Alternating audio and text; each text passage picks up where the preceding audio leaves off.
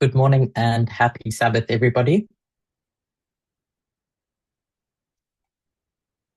It's a pleasure to be back this year. Slovakia was one of my last studies last year,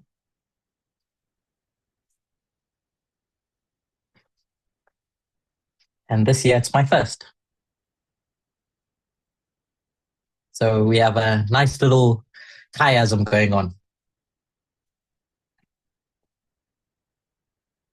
Let's open with a word of prayer.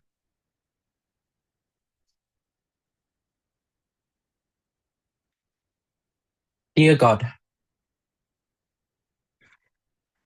we come before you amidst momentous events.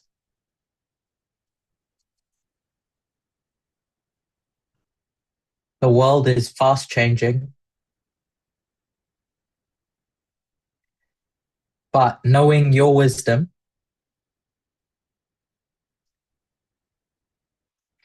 we as a movement find it important to slow down.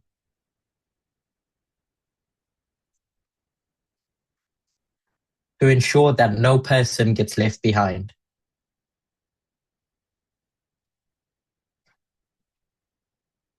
And so we thank you for your care in directing us.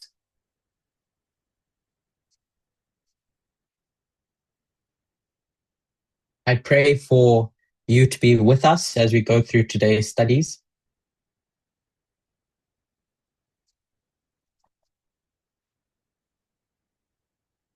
So that we can all learn together and come away from today's experience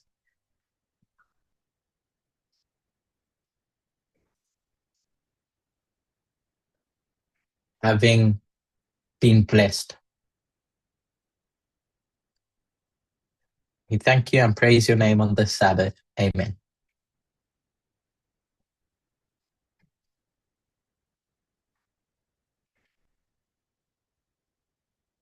As I said in my prayer, as a movement, we've gone through a lot over the last year, 2 years.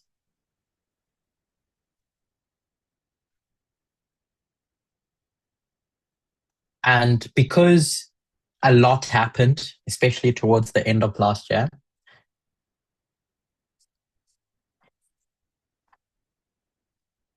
with regards to our understanding of the Sunday law,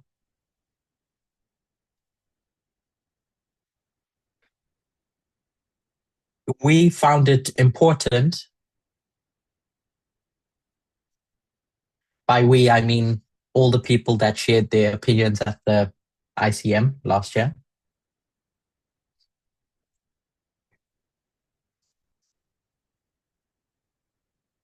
That we as teachers take the opportunity to slow down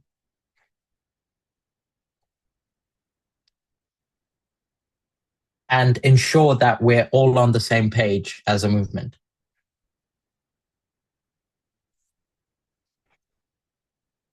And hence the need for these studies at the beginning of this year.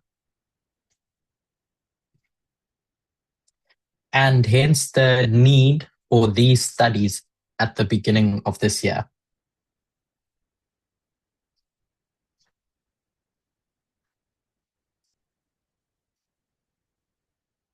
And so as I personally go through each of the different ministries,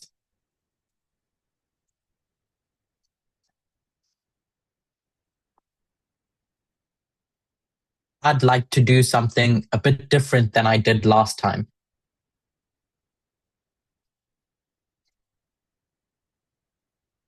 While my first set of studies were predominantly presentation based,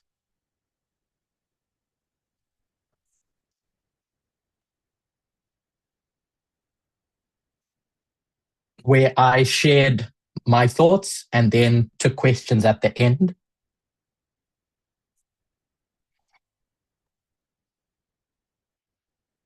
I want to do things differently this time around. To make sure that through each step we walk together.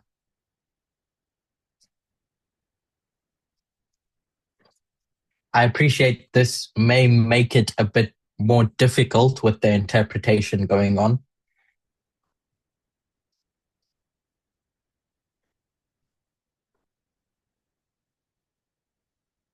but we really need to interact together. I remember at school in science and maths classes, etc.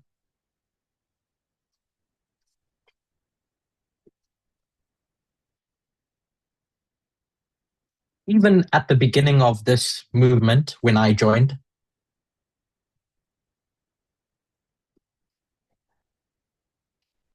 I was hesitant to raise my hand to ask questions to the teacher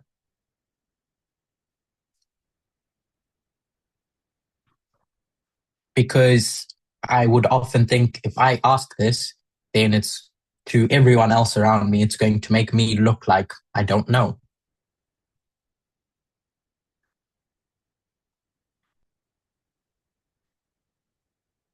But then I got to a point where I realized that me deciding not to participate ended up doing myself more harm than it would if I got embarrassed by showing that I didn't know stuff.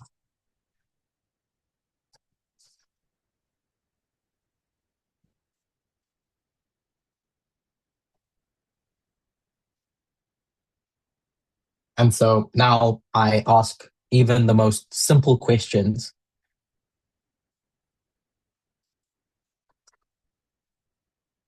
because I found it important for myself to understand things for myself.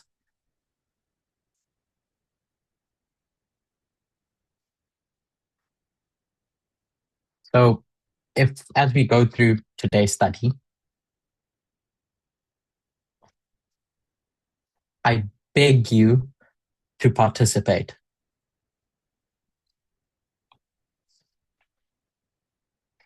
Obviously, no one will be forced to do anything that they don't want to.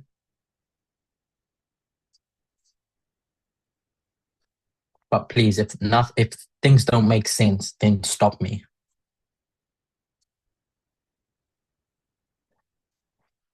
Okay. With that big introduction out of the way,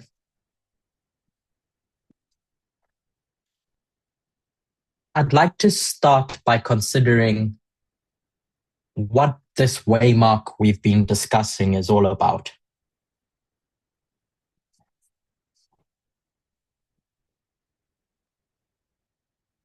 Why does it even exist? What's its purpose? So, if I were to ask you all at a fundamental level,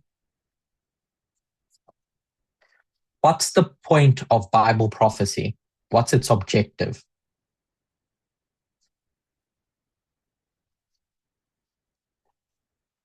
So, first question is what's the point of prophecy?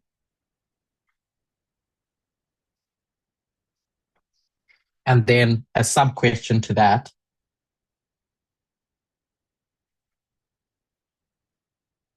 is what's the point of waymarks?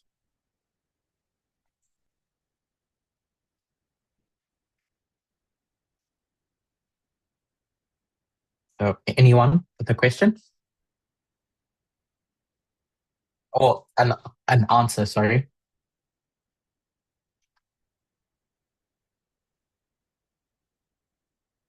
Adam. Will you participate in these studies? I don't know if you have an opinion about what you think prophecy is about.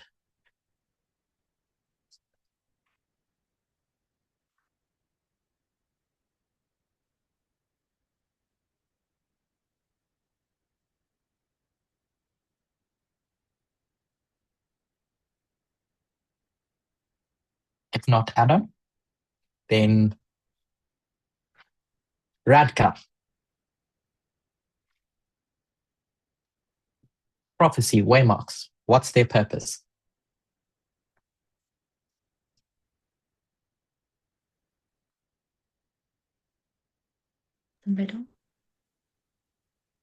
Proroctví je naplnění budoucích věcí a milníky jsou takové body, které nás k tomu vedou. Prophecy is about the fulfillment of some future events, and the waymarks are the points that lead us to it. Okay. So, as Radka pointed out,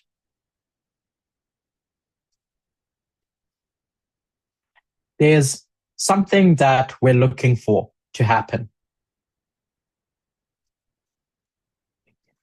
And I'm going to assume we're on the same page about the fact that the thing we're looking for is Jesus's return.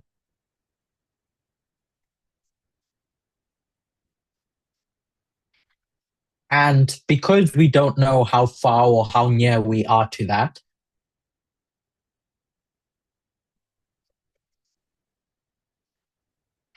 prophecy is going to describe various events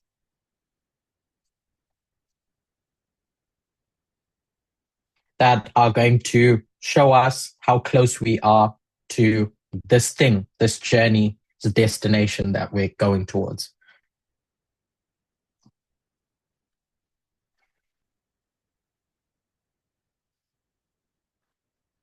And so we have these waymarks or these events described in prophecy. Where are the main places we go to find what these events are that bring us to the event that we're journeying towards?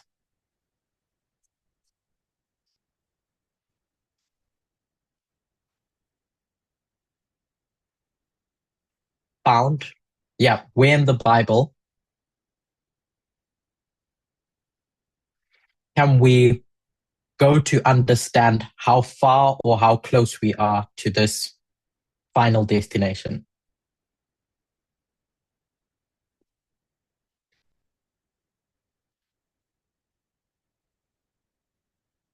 What book comes to your mind?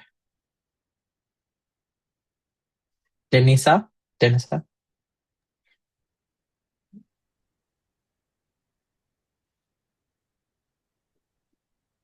Daniel a zjevení. Yeah. So she said Daniel and Revelation. Yes. Yes. So Daniel and Revelation are going to talk about specific things that happen or are expected to happen that lead up to this final event. So if you read through Daniel and Revelation, what's the reoccurring theme that you identify through each of those prophecies?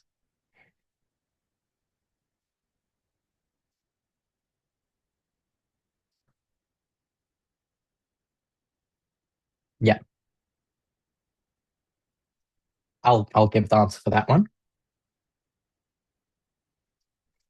It tells the story of kingdoms at war.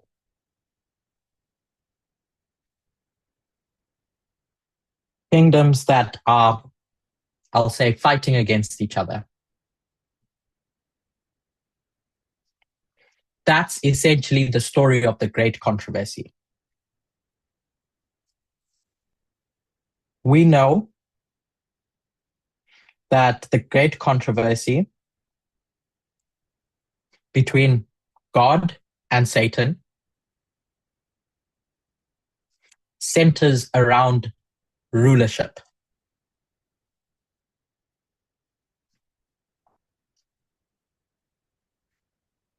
Around ways of governing.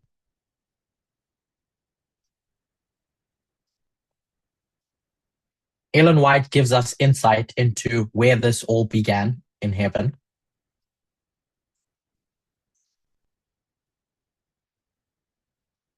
And then that argument just comes from heaven to earth.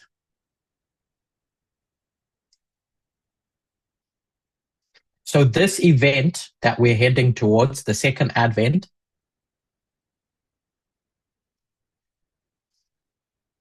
we can say is the event that brings the great controversy to a close.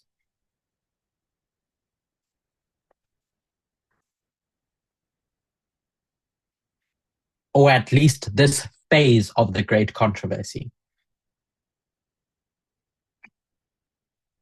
The phase on earth.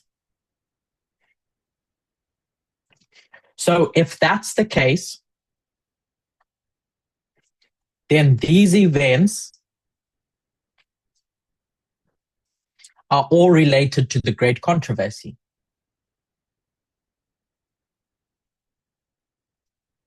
So there's two things that we keep in mind when we are discussing prophecy and waymarks. Number one is the great controversy.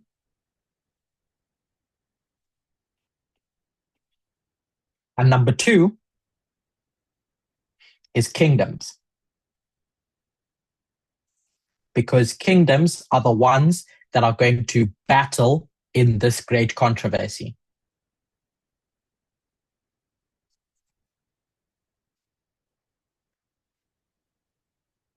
With that in mind,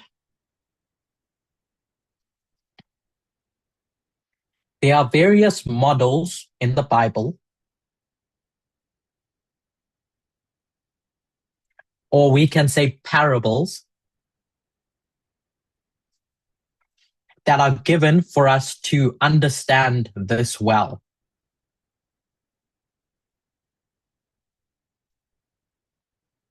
So because Jesus wants to explain something to us in a way we can understand,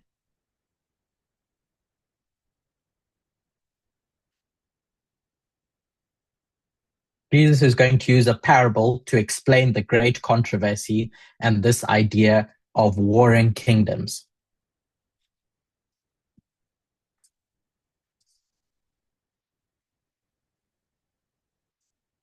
One of the fundamental parables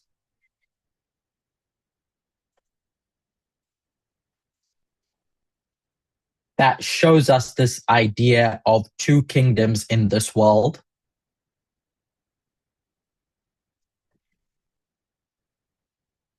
is what? So here's my map of the world. My bad map.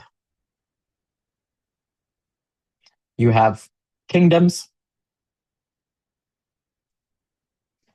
that are set up on this world.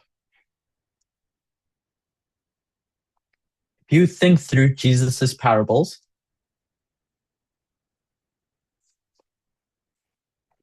what parable is going to teach us about their development?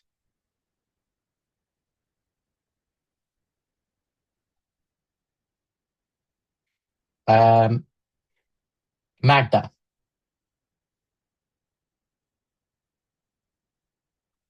Jako z čeho?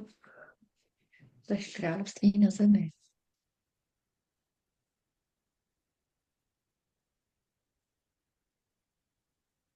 Okay, I'll help you.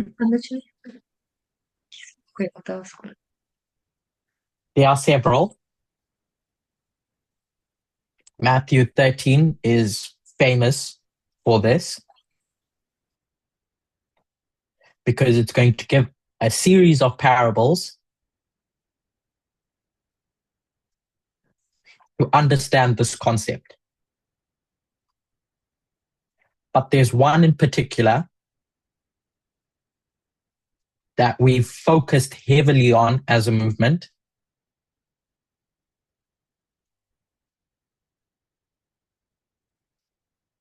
which is the parable of wheat and tares. Accompanied to this parable, if I can say a twin of this parable, is a structure we can derive the agricultural model.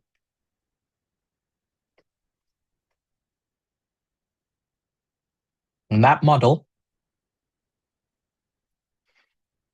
we understand through nature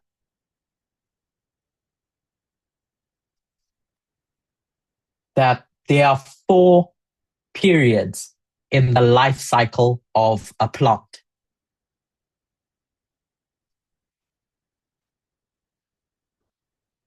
We know them as plowing. That seed is going to be planted. And then the first rain of the season is going to fall.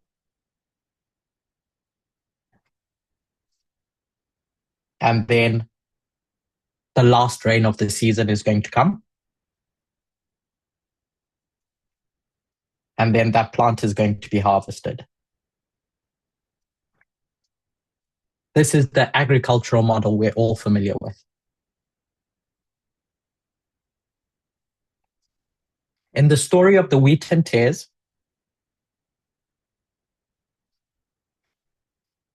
we know that 2 plants are planted.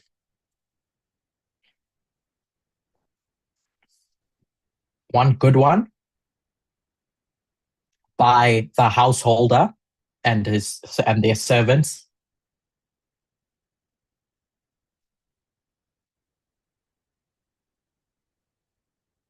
And one bad one from the enemy. When Jesus is describing this parable, what does he say the field is?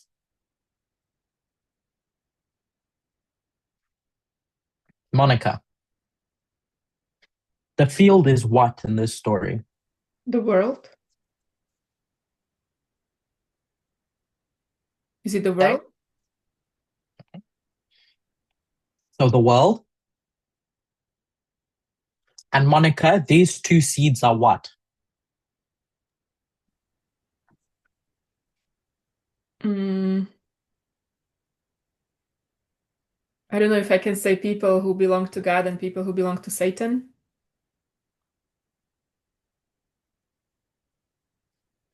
So we need to be careful because Ellen White is going to give a interpretation. Mm-hmm. And then Jesus is going to give his interpretation. So while we like to talk about it as people, It can be doctrine as well. and doctrine doesn't exist on its own. We know that. It's not a nebulous thing. It's not a thing that just floats by itself in the air. Can I have a question? Or no? Oh, it's okay. The doctrine needs to exist somewhere. So I'm going to suggest, because Jesus says the kingdom of heaven is like,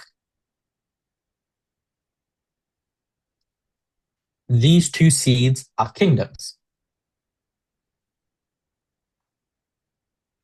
Because Jesus is describing how these kingdoms develop in the world. I think Like that's Monica said, okay. that you can look at these things as doctrine, but kingdoms don't exist without doctrine. A belief, that's what doctrine is. It's your belief. And vice versa, doctrine needs a kingdom to house it. So Jesus is going to tell this story of two kingdoms that are going to grow together. But when they're planted, the servants are going to come to the field and they're going to see two plants growing together, indistinguishable. And then when can they now see that, hold on, there's these tares and there's these wheat in the field?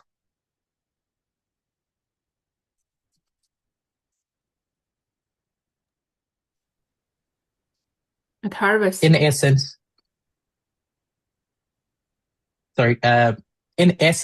before you answer, Monica, when can they distinguish between the plants? Not when they're taken out, but when can you see a visible difference between them?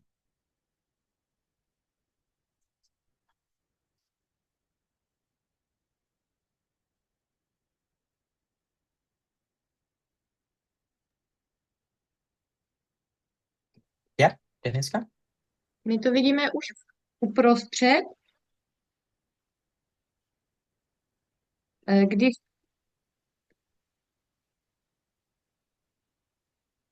So we see nevím, it jestli in the Monika middle. něco říká. Aha. Když ty rostliny jsou ještě zelené, už mají tam nějaký plod, ale ještě není zralý. When they are still green, but they already have some type of fruit, but it's not ripe yet. Mhm. So there's a fruit that becomes visible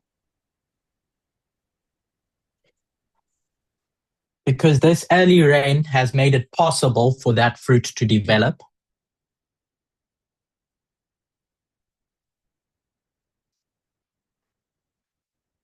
And then there comes a point where now the fruits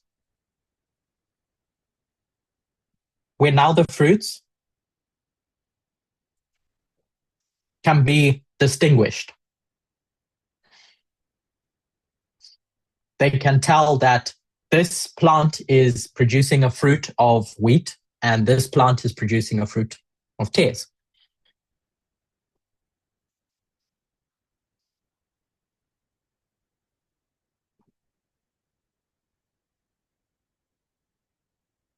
So this point becomes significant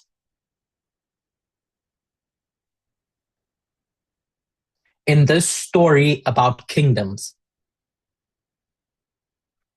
because this is where you're meant to be able to distinguish between the kingdoms.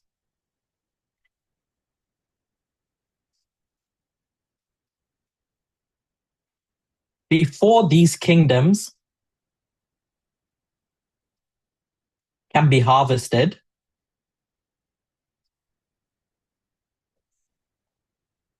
they both need to develop, i.e., to reach their final form.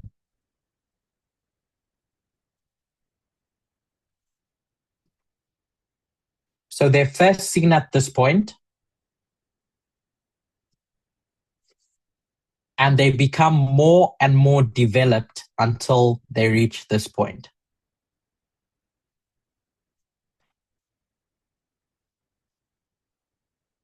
So when we go back to Daniel and Revelation, we know that there's no language such as Sunday law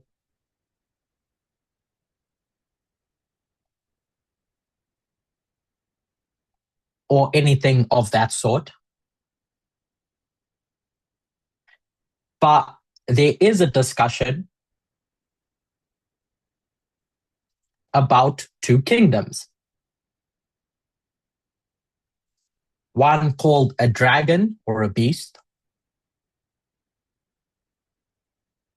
and one we'll just call the 144,000. And Revelation 13 describes a point in time where now these two kingdoms, your 144,000 and your beast,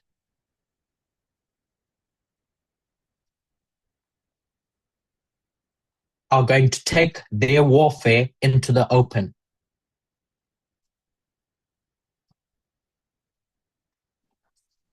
So we haven't given a name to this Waymark yet, but that's just that point in time.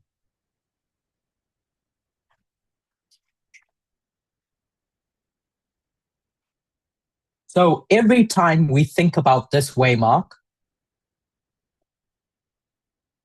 it's important for us to remember that this is the story that's being told.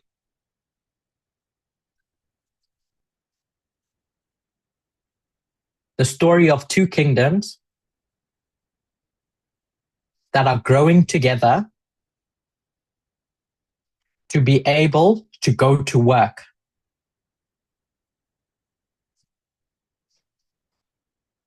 Remember, this is the development stage.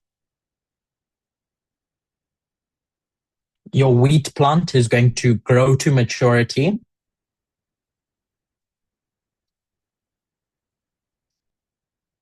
Then it's going to be harvested. And then it's going to be made into bread.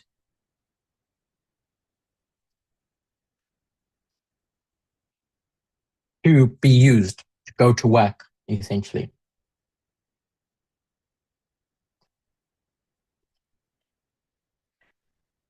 So we need to identify the point at which this happens.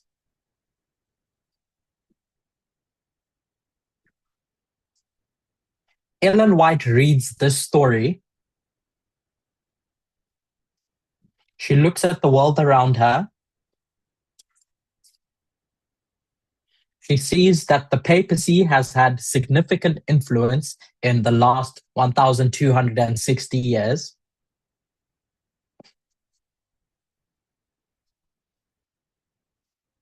And she says, hold on, the thing that is causing a stir in society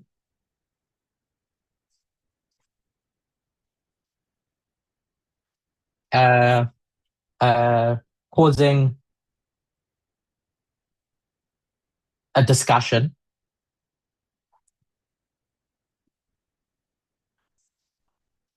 is the antagonism that we as Americans feel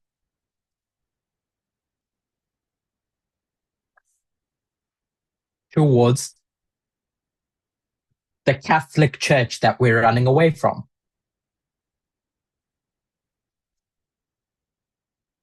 So however she comes to her conclusions, she concludes that the point where these kingdoms reach their maturity, or where they start maturing,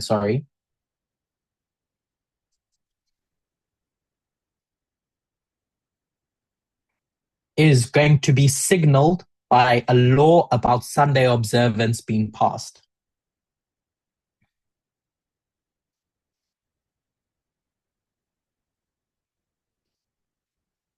So you living in whatever period you're living in,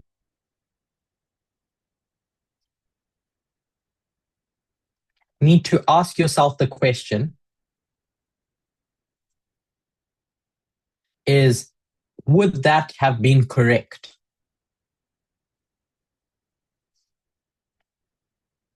In the world that Ellen White is living in, would that be the signal that Satan's kingdom can now be visible?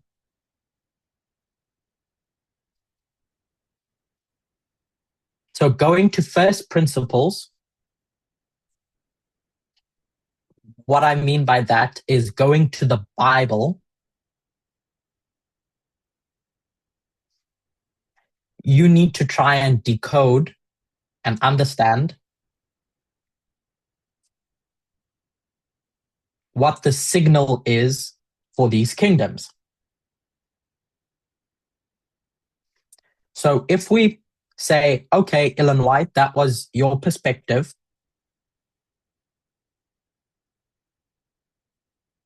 200 years ago, how can I, who's living in the 2020s,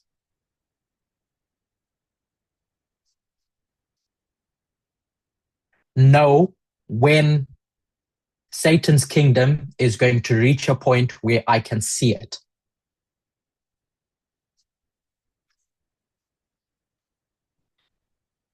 So you have to go back to the beginning. That's your only safety.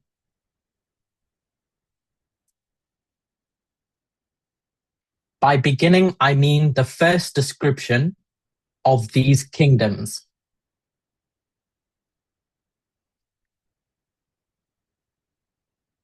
And their development. So the places that we were told at the beginning of our study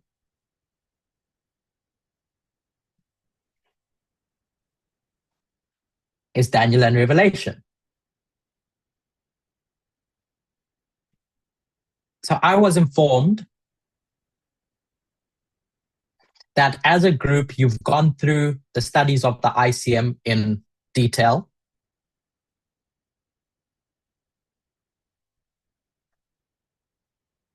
So the questions I ask should be pretty straightforward for you to answer.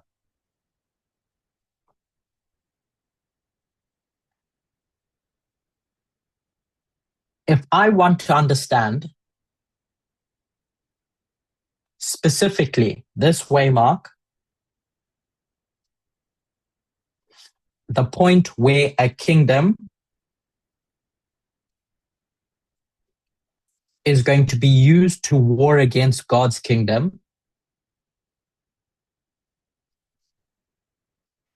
where do I go in Revelation specifically?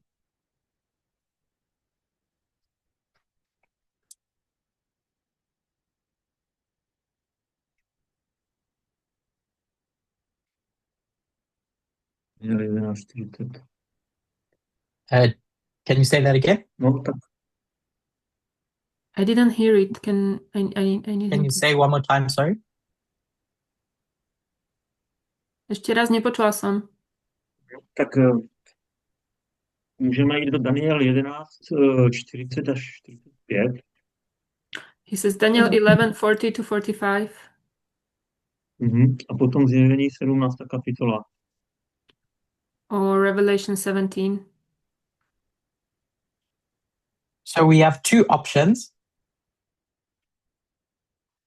Daniel 11, verse 40 to 45. And Revelation 17. So we go to Daniel 11, verse 40 to 45.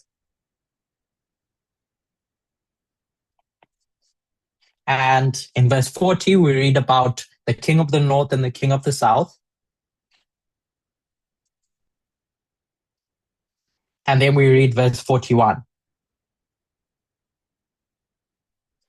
which talks about the king of the north going into the glorious land. But that's all it tells us.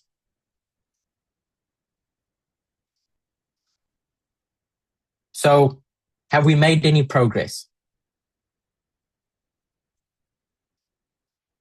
Let's say we know who the king of the north is. We think we know who the glorious land is. What does it mean to go into the glorious land? I personally am stuck because I don't know how to interpret that. It talks to something too big. It's too abstract. So I go to a place where instead of dealing with one big picture,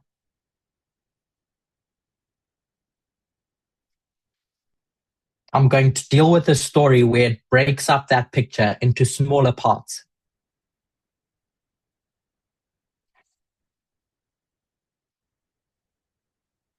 And the place where it does that is Revelation 17. So as a way to understand this idea of kingdoms,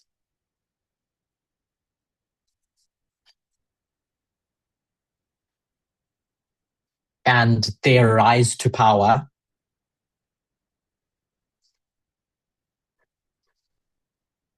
at the ICM, each of the speakers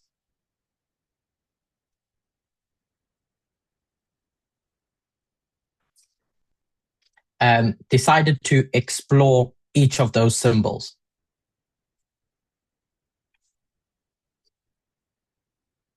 Now, what we did was give our opinions of what those things are and how we got to those conclusions.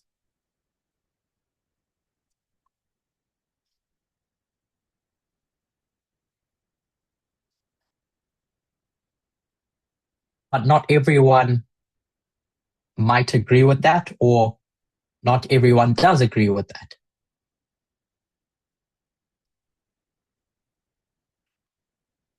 So now it's our turn to see where we agree and where we disagree and why.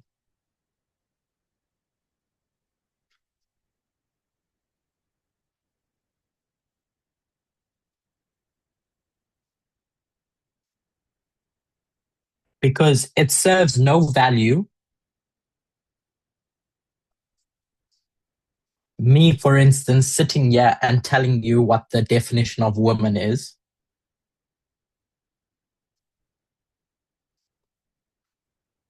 Because then it's my understanding, not yours. And the whole objective is for you and I to have the same understanding.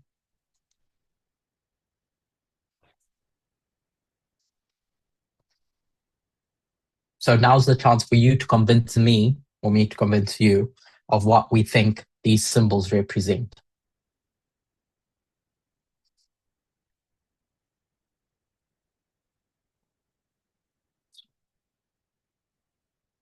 So I'll start,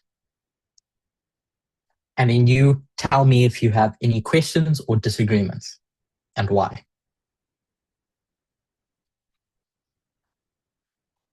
So at least in Slovakia, a woman was described as an entity with an ideology. Where do we get this idea of ideology first?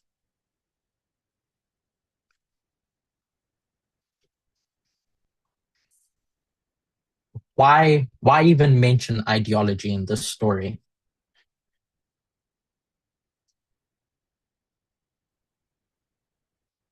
Of Revelation 17.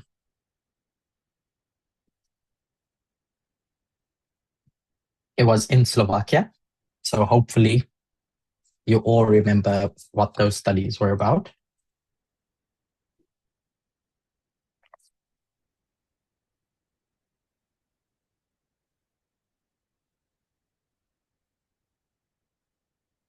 So Thomas has said, is it perhaps to do with the fact that ideology is connected with the woman?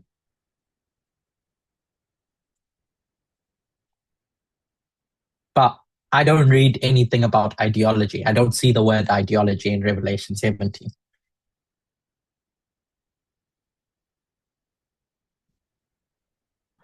All we have is symbols and a story. So I want to go a step back behind what you described, Thomas.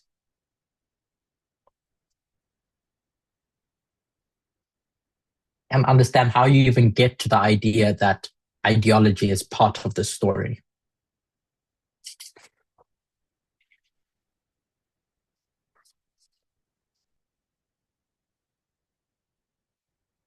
Peter, when you read Revelation 17 and you see a woman and people and kings, where do we get this idea of ideology?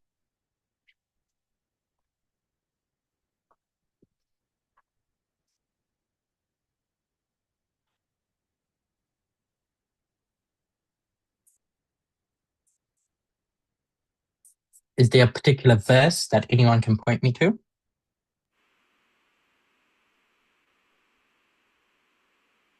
Keď sa hovorí, že tí ľudia sú opití, When it says that the people are drunk, So do you have a verse for me?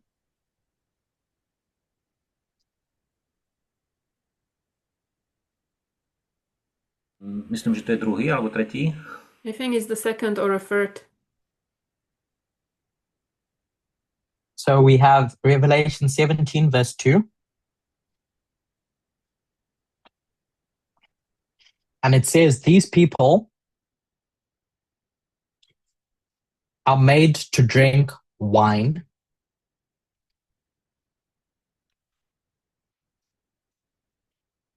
and through jumping through some steps, we know that wine is a symbol of doctrine or ideas, beliefs. So we know that this ideology is important. It's important to the woman because it's what the woman wants to give to the people.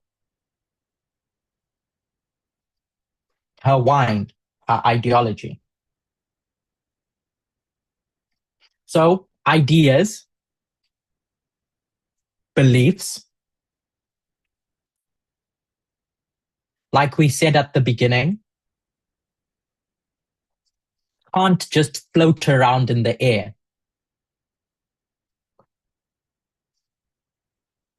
Ideas come from somewhere or something. So the word that describes where these ideas come from is entity. Specifically, something that has agency, that can behave in a certain way.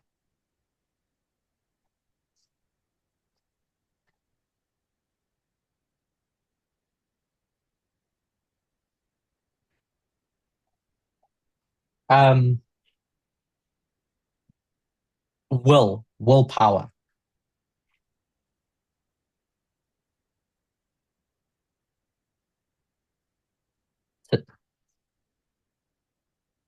So hence that's a short synopsis of why we have this particular definition.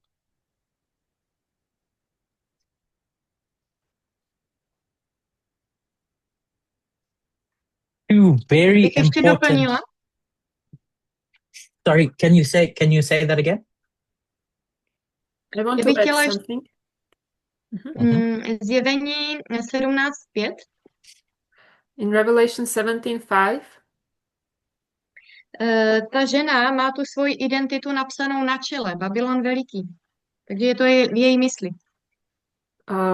it says that her identity is written in her forehead, Babylon the Great. That means it's in her mind.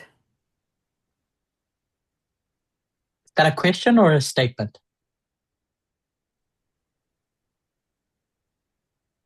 Komentář.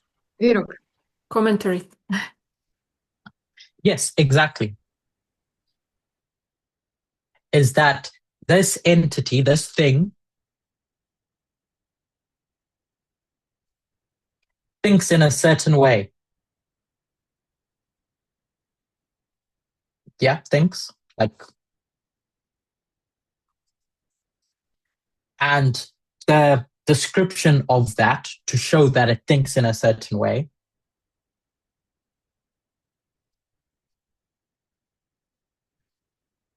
is this name, Mystery Babylon the Great. That tells you how this woman thinks. And she wants all those people to think the way she does.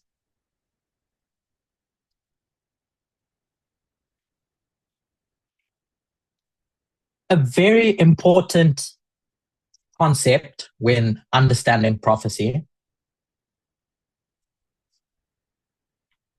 is the difference between dispensations and, at least Elder Parminder will use the term, panoramic views.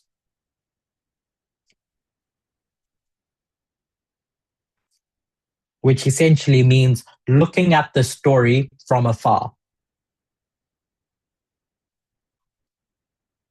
Telling the complete story from beginning to end.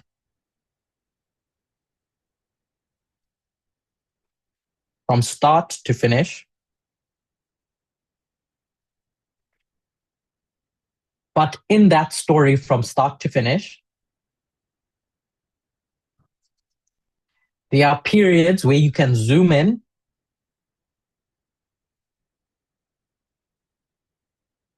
and understand your story in a particular time window.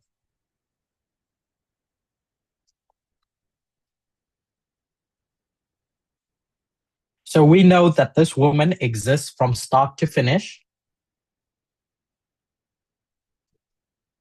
It's one woman from start to finish, from the start of this great controversy to the end.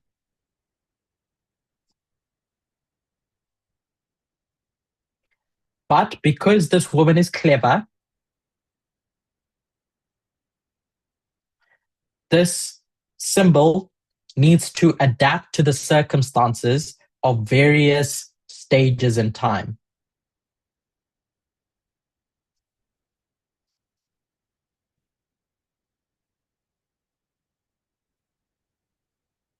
To achieve what she wants. So often the question gets raised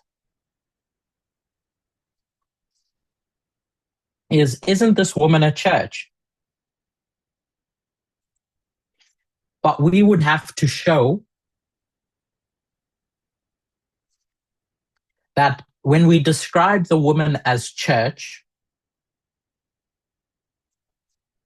that it was a church at the beginning, always was a church, will always be a church, and is a church at the end. And we'd have to be sure that that's the case if we're going to define the woman as a church.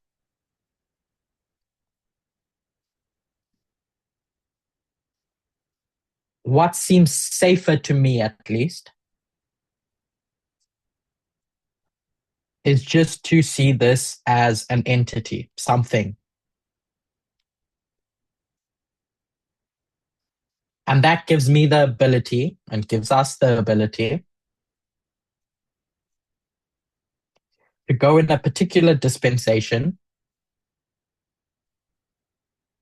and see, oh yeah, for sure, it was a church. But if I go back in time, I'm not forced to identify a church in another history. I can just look at that history and understand it on its own merit.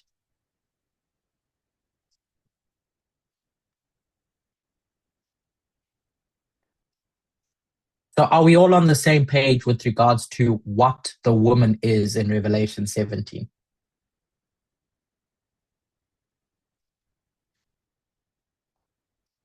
Because understanding that properly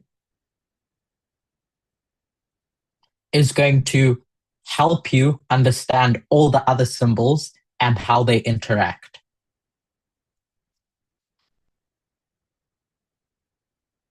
So the difference between the dispensational woman and the panoramic woman.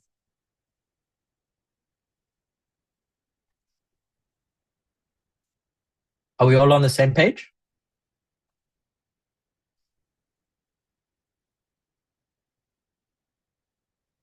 You can say yes if so, and please say no if not.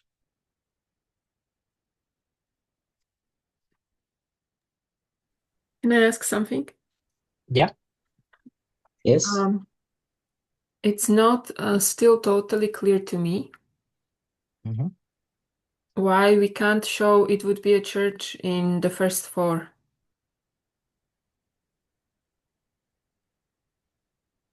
So,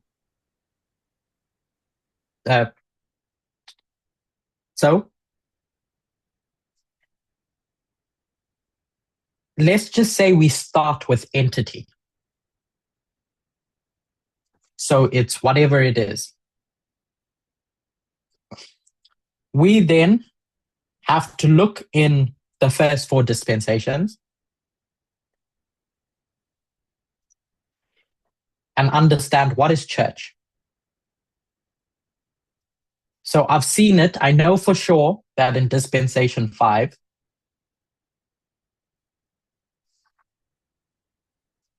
that it's church. At least I've done my homework and I can show that throughout the 1260 it is church.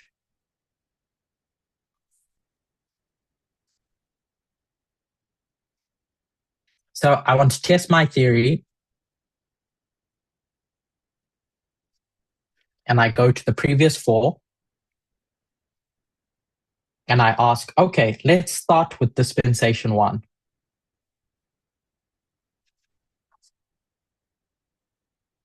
The information that I have about Babylon is in the Bible. How Babylon operated, what its ambitions were, and who the important players were.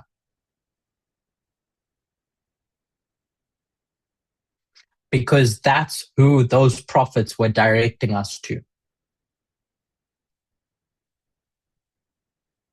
So my hypothesis is that church was the woman in dispensation 1.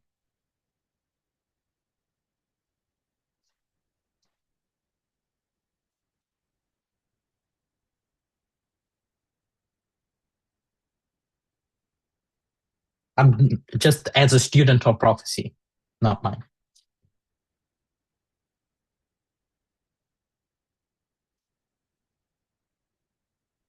So if I want to understand Babylon, where am I going to go, Monica? Daniel. Mm-hmm. I go to the book of Daniel and I want to see where is this entity with an ideology? What thing has ideas and wants to rule the people? Or wants to influence the people to think like it does?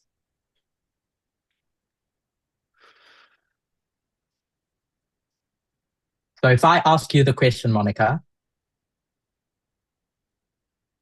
do I see a church in anywhere in the book of Daniel about Babylon?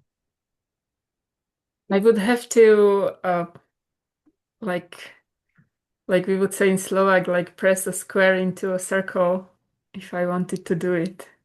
Exactly.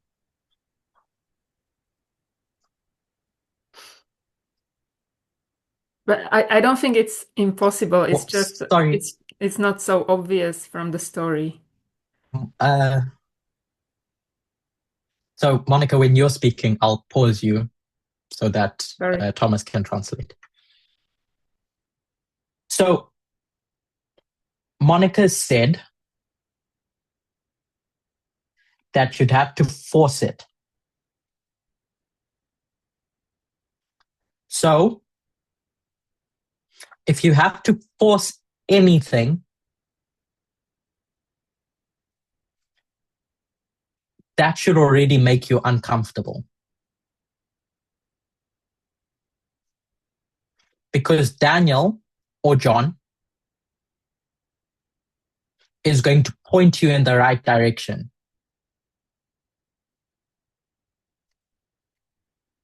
They're not going to send you on what we say in English, a wild goose chase.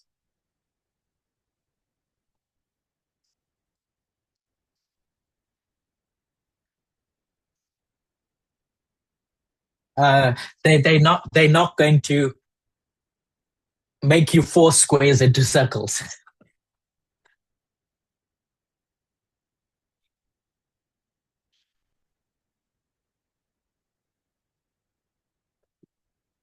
What we've done in the past is we've said, okay, I see a church in dispensation 5.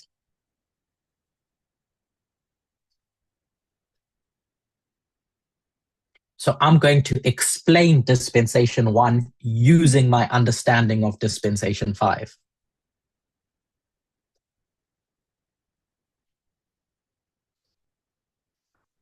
What seems safer to me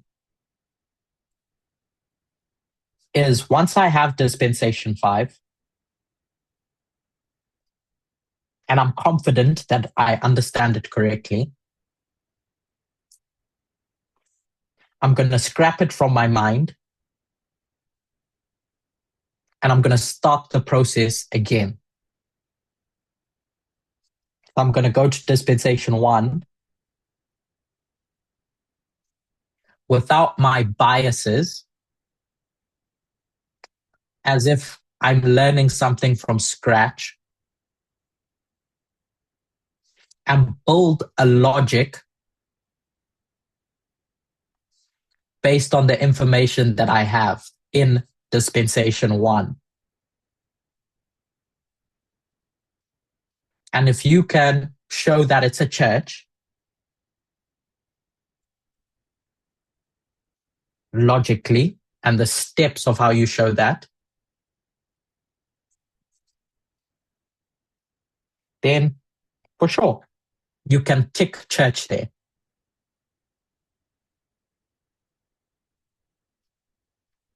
And then the same for number 2, 3, 4, and so on.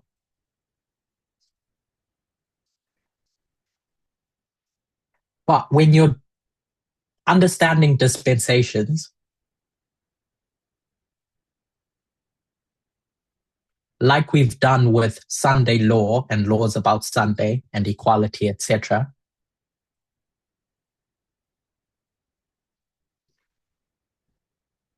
you have to understand those dispensations in isolation.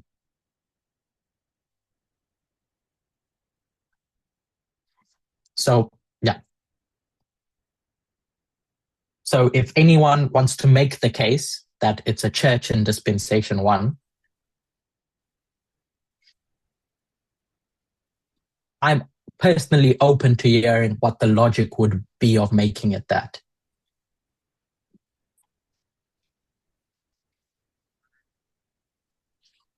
But it can't be you breaking or making steps, big steps, where everyone on board don't agree with how you got there. It has to be unanimous.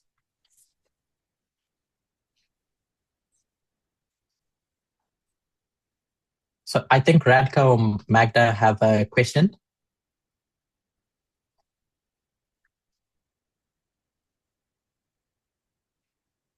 Carry on.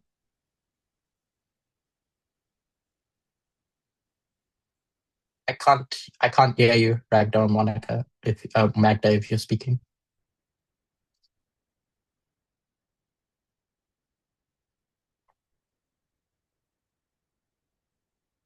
Okay. So Monica, I'm not saying it's not a church. I'm just suggesting that if one is going to make it a church, they'd have to demonstrate that it is a church. Can I have one more question? Follow-up question. Yeah, carry on.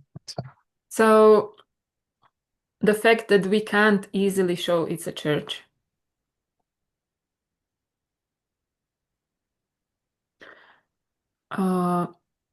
Does it show in Daniel 2 that there's only one symbol for these first four?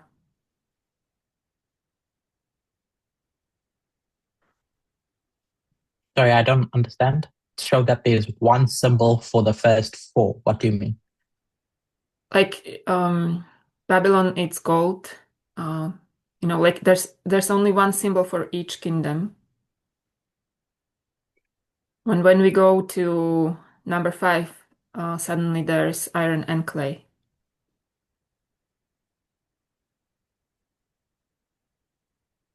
Is that what it actually shows us, that we can't so easily find church in these first four?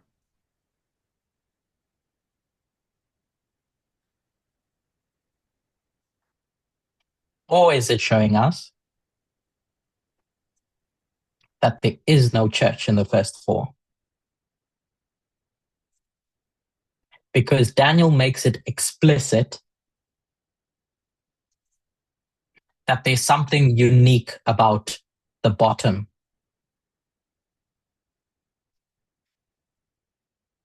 There's something that's different to all the ones that came before it.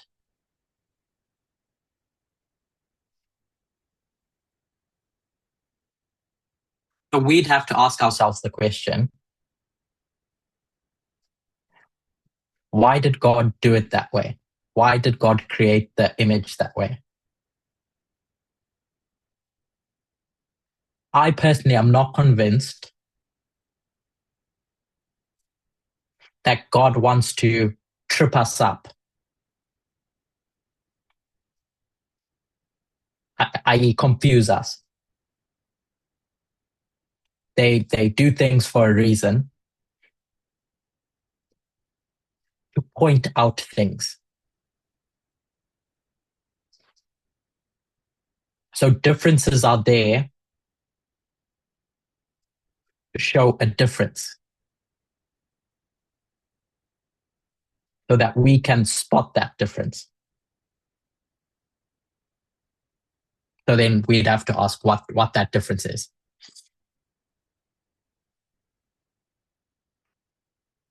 Is that fair? I can't hear you, sorry. You're still muted. I don't want to hinder your study. I have some problems, but I don't want to hinder your study. So it's not my study. This is what's different between this year and last year. I mean, derail. I don't want to, you know. There's no derailing. I'm going with the flow of everyone. So I have 2 questions coming up from this.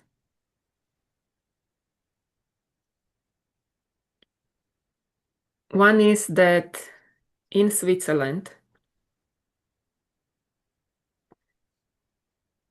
my understanding was that Elder Parminder was showing us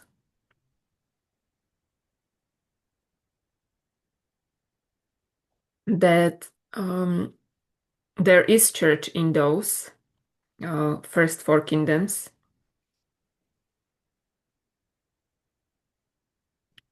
But it's so intermingled with the state that it's hard to distinguish. Maybe I understood it wrong. And my second problem, Let's start on that one, sorry. Okay.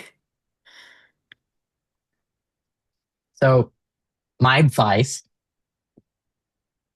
would be to rewatch those studies and see if what was being discussed was about a church or entities.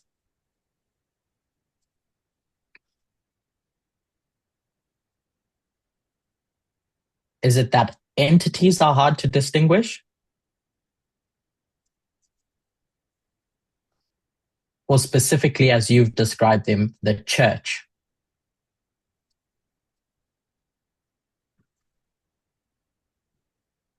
I would suggest it's the fact that with each of those four, the woman, an entity, is hard to see.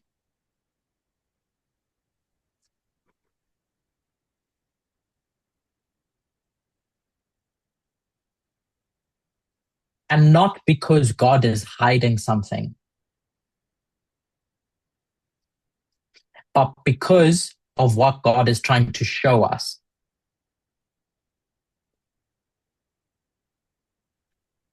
That there's something that's hard to see when you make an application of it.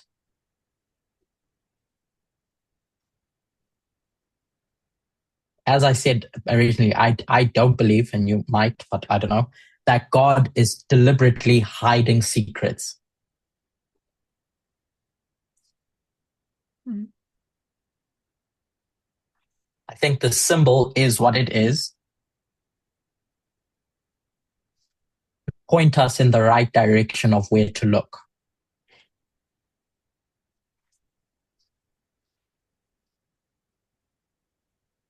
So when we talk about heads and beasts, we'll come back to this.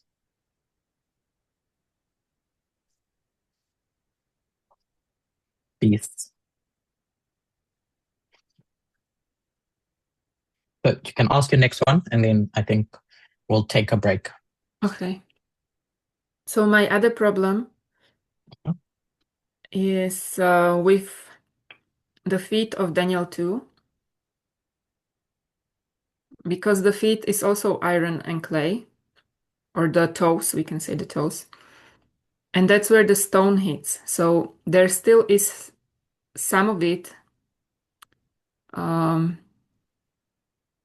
the end of time. Okay, so we still see two symbols at the end of time.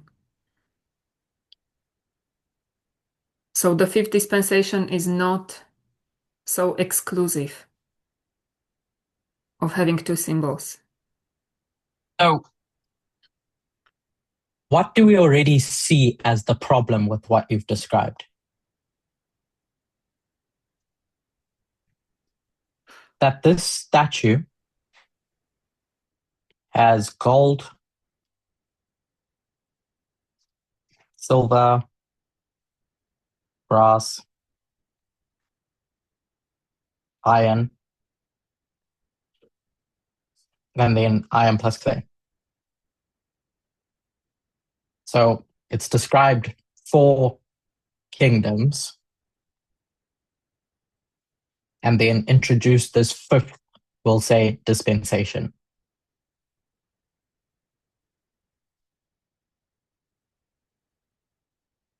And the stone comes and hits this point here. What's the problem with how you've described it? Can you see?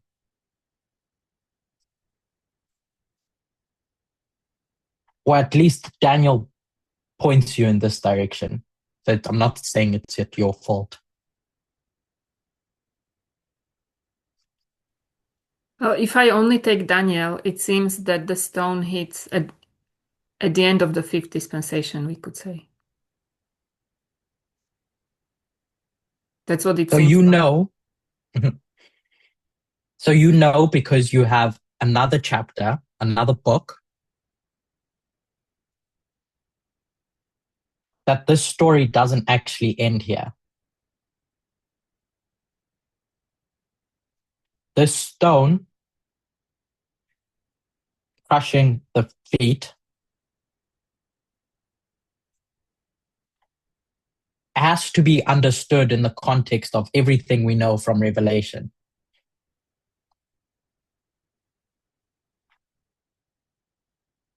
And the fact that there are 7 kingdoms.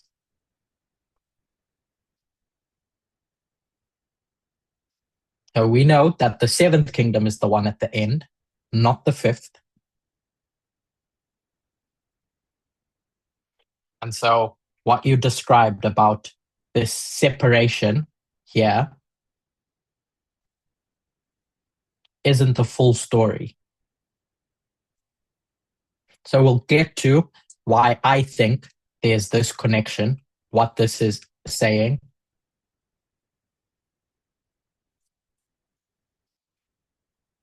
In part 2. When we meet again.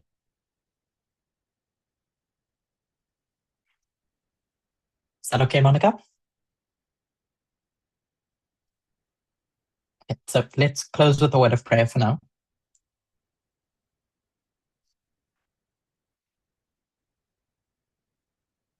Dear God, thank you for informing us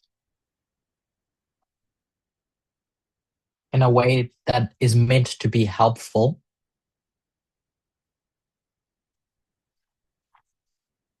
And thank you for showing us care and being with us in the process.